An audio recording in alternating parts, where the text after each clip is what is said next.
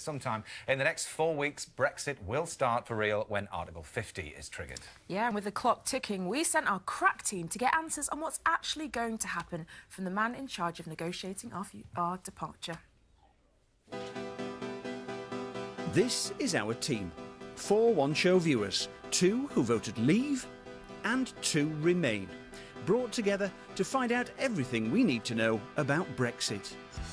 If anybody can give our team answers on what the future holds for us all outside the EU, then surely the Secretary of State for exiting the European Union is the man.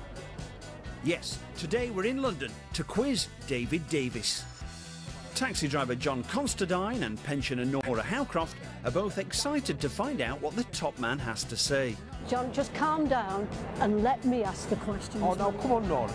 Business owners and brothers Nigel and Ian Baxter have never seen eye to eye either. I reckon you're coming round to my point of view, aren't you? Never. We've been invited to meet Mr Davis in his Downing Street office, and he's there to greet us at the door of number 9. Hello. Hello, pleased to meet. I'm Nora. Once inside, he pours us all a cuppa, and Ian starts off the questioning with a subject close to his heart: trade. His haulage firm currently has the benefit of the single market, meaning he's free to move goods between all of the member countries without any restrictions or tariffs. It's really important for my business that we get a free trade agreement with the European Union and that we get frictionless trade as well, so that we don't have trucks standing at borders. But what we're aiming for is something that's never been done before, really. That is a completely comprehensive free trade agreement, covering everything. No tariffs. Every other free trade agreement done in the history of man, really. We take 60 different industries and we do one for each industry. You know, one for cars, one for machine parts, one for aviation. This is right across the board. Having it simple means it'll be quicker to negotiate.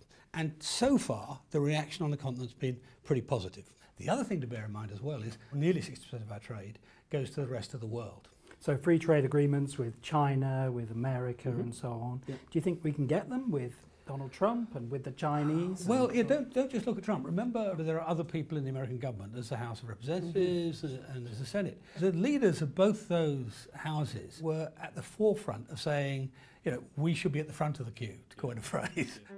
Next on the agenda, our laws. Are we going to be able to take back full control of our laws and our judiciary? Oh yeah, the big decision the British people took was one about control. It was a central issue.